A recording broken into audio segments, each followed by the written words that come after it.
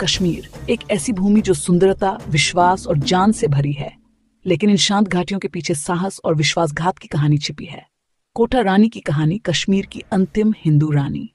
राजा उदयनादेव की मृत्यु बाद कोटा रानी ने सिंहासन संभाला। वह सिर्फ एक रानी नहीं थी, वह एक रक्षक थी, एक दूरदर्शी थी और अपनी प्रजा के लिए एक मां थी।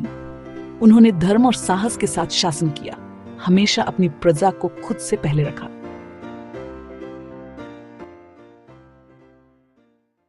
कोटा रानी की दृष्टि उनके सिंहासन से परे थी। उन्होंने कुट्टे कोल नामक महान नहर का निर्माण करके श्रीनगर को बाढ़ से बचाया, एक जीवन रेखा जो आज भी शहर से होकर बहती है।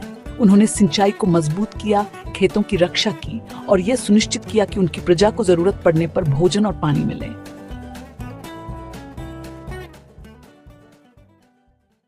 उन्होंने व्यापार को बढ़ावा दिया, किसानों का समर्थन किया और अपनी प्रजा को ऊपर उठाया।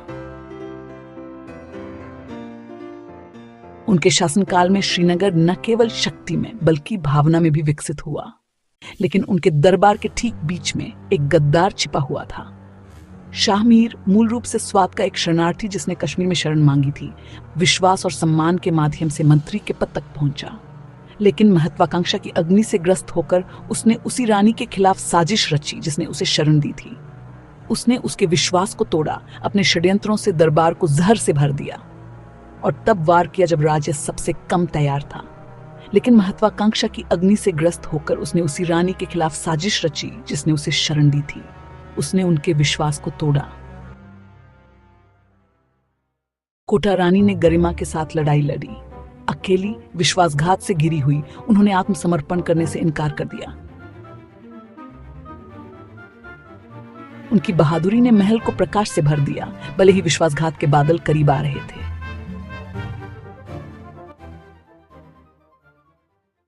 और जब हार निश्चित लग रही थी तो उन्होंने अपमान पर सम्मान को चुना। उन्होंने मृत्यु को गले लगा लिया, बजाय इसके कि वे अपने विश्वासघातियों के हाथों में पड़े। उनका बलिदान एक हार नहीं था, बल्कि प्रतिरोध का एक शाश्वत कार्य था।